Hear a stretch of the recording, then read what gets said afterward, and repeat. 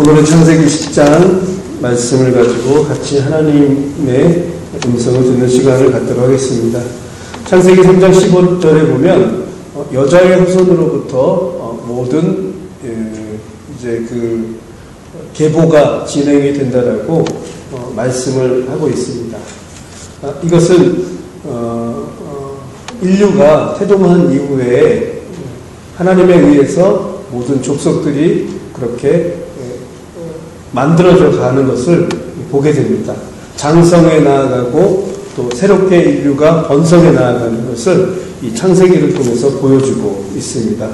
비록 죄로 인해서 그들은 타락했지만 그러나 하나님의 구원의 계획, 또 하나님이 인간을 사랑하시고 창세전에 우리에게 계획한 것들을 죄를 지었지만 그러나 하나님의 방법으로 계속해서 그렇게 이끌어 나아가시는 것을 창세기를 통해서 보여주고 있습니다.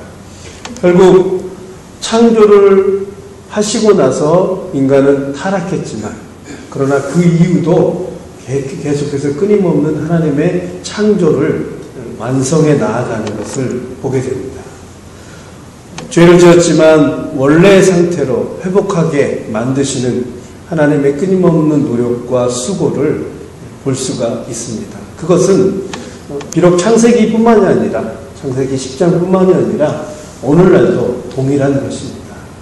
죄 안에 있고 우리 인류가 힘든 가운데 하나님의 선택된 백성들이 어려운 가운데 살아가고 있지만 그러나 지금 이 순간도 우리의 삶의 전체를 통해서 하나님의 끊임없는 창조의 회복 그리고 창조의 완성을 그렇게 오늘도 하나님은 이어가고 있다라고 하는 것입니다.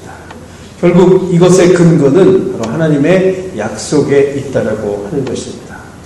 창세기 9장 11절에 보면 내가 너희와 언약을 세우리니 다시는 모든 생물을 홍수로 멸하지 아니할 것이라 땅을 침몰할 홍수가 다시 있지 아니하리라. 죄로 인해서 하나님은 인류를 다 창세기 9장에 보면 물로 심판을 하시고 그 이후에도 다시 새로운 세상을 만들어 주시기 위해서 다시 언약을 또 선포를 하게 됩니다. 사실 그 언약뿐만이 아니라 그 이후에도 지금 이 순간에도 하나님은 계속해서 우리에게 약속으로 그렇게 선포하시고 우리와 함께 하시고 우리를 다시 구원해 주시려고 하는 그런 노력을 아직까지도 함께 하신다는 그런 하나님의 열심과 그 일하심을 이 창세기 곳곳을 통해서 우리는 발견할 수가 있습니다. 특별히 오늘 10장에 보면 열국의 그런 번성, 노아의 세 아들로 인해서 열국이 어떻게 번성해 나아가는 것을 이렇게 족보를 통해서 설명을 해주고 있습니다. 창세기 9장 1절에 보면 생육하고 번성해라, 땅에 충만하라 라고 하는 이 하나님의 명령의 근거에서 인류들이 이렇게 번성해 나아가는 것을 보게 됩니다. 1절에서 5절을 보면 야벳의 계보가 나오고요. 6절에서 14절을 보면 함의 계보가 나옵니다. 그리고 15절에서 20절에 가나안의 자손, 그리고 21절에서 31절까지 셈의 계보, 그리고 마지막은 열국의 형성에 대해서 이렇게 순차적으로 진행을 하게 됩니다. 사도 바울은 이렇게 고백을 합니다. 인류의 모든 족속은 한 혈통으로 되어 있다라고 그렇게 사도행전 17장에서 말씀을 해주고 있습니다. 오늘 계보를 통해서 보듯이 우리는 각각으로 이렇게 살아가고 있지만 결국 거슬러 올라가면 하나님에 의해서 창조되었고 한 인류의 조상으로 인해서 이렇게 계보가 형성이 되었다라고 하는 하나의 민족이라고 하는 것을 우리는 알 수가 있습니다. 10장 1절에서 5절에 보면 대홍수 이후에 생존했던 인간 8명으로부터 이렇게 인류가 진행이 됩니다. 하나님의 은혜 가운데 이들은 그렇게 이 땅에서 종족을 새롭게 이렇게 만들어가는 것을 보게 됩니다. 특별히 셈은 오늘날 아시아 근동의 문화권에 있는 그런 셈 족속의 그 조상들이었고요. 함은 아프리카를 중심으로 해서 그렇게 흑인들의 조상이 되었다고 합니다. 그리고 야벳은 아리안족, 또는 인도 그 게르만족의 또 유럽을 중심으로 하는 그런 조상이 되었다라고 합니다. 결국은 모든 전 세계의 인류는 하나의 혈통으로 그렇게 진행이 되는 것을 오늘 창세기 10장을 통해서 보게 됩니다. 10장 6절에서 20절은 함의 후손들입니다. 노아의 저주를 받은 그런 함이죠. 아버지를 욕보이고 힘들게 하였던 그 함의 후손들이 6절에서 20절까지 이렇게 번성했다라는 것을 말씀을 해주고 있습니다. 이들은 나일강 유역을 그 중심으로 해서 그렇게 번성을 했습니다.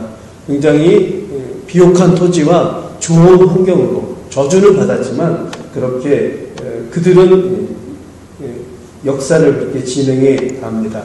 그러나 그들은 저주와 심판을 피할 수가 없었습니다.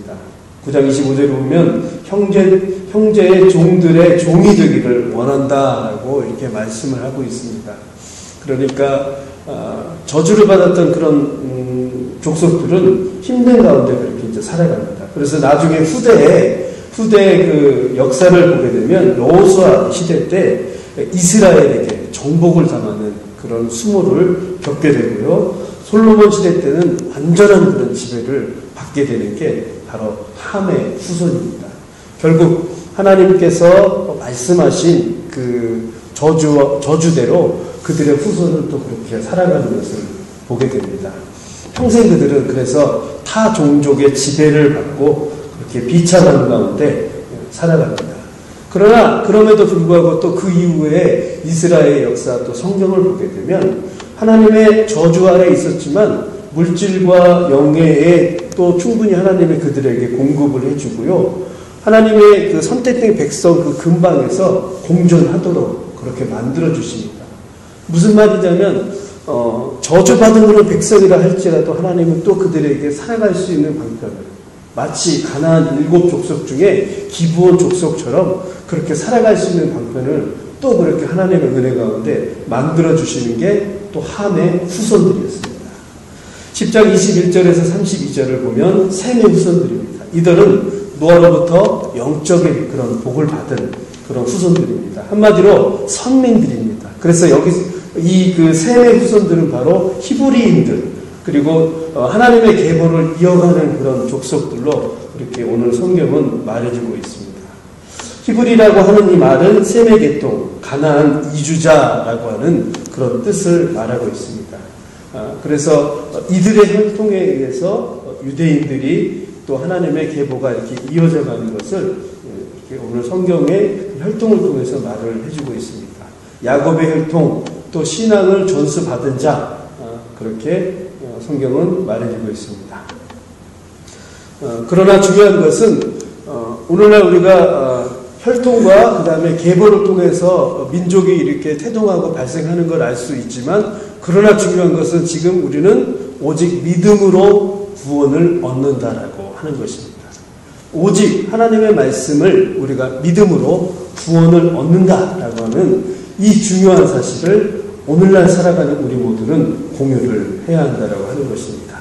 그리고 더 중요한 것, 하나님의 구속사역, 하나님의 은혜 사역은 지금 이 순간도 또 우리가 살아가는 모든 앞날도 진행되어 간다라고 하는 것입니다. 과거에 특정한 계통만, 특정한 혈통만 하나님이 사랑해 주는 것이 아니고 선택된 백성은 지금 이 순간도 그리고 우리가 살아가는 앞으로의 모든 날도 하나님이 그렇게 일하시고 역사하신다라고 하는 것입니다.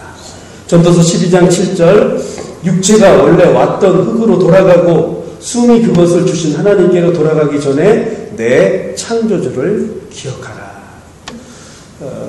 우리가 살아가는 모든 날 우리를 지으시고 우리를 만드시고 인격적으로 대우해 주시고 죄에 우리가 살아가고 있지만 다시 우리를 회복시켜 주시는 그런 창조주를 기억하며 그렇게 살아가야 한다는 것입니다.